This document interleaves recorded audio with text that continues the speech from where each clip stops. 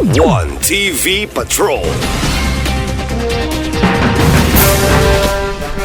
Bureau of Fire Protection Usamis mipalabas sa mga emergency action o fire safety requirements.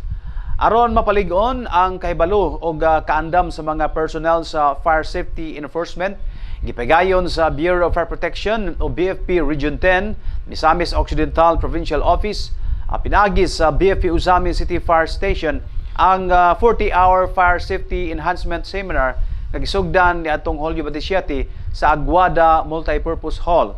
Ang maong pagbansay nagtumong sa pagpalambo sa teknikal nga kahibalo sa mga kawani sa BFP sa pagpatuman sa Fire Code of the Philippines Republic Act No.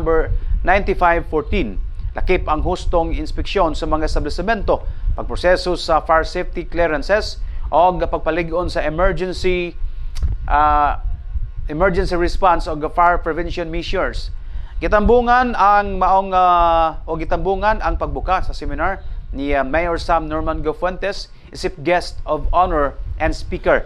Sa ngalan sa mayor, mitambong si City Administrator Rothiza Grace A. Uwano nga na mipadayag sa suporta sa kanunay asenso Usamis Administration sa mga programa nga nagpaligon sa kaluwasan o kaandam sa komunidad batok sa sunog o wan pang emerhensya.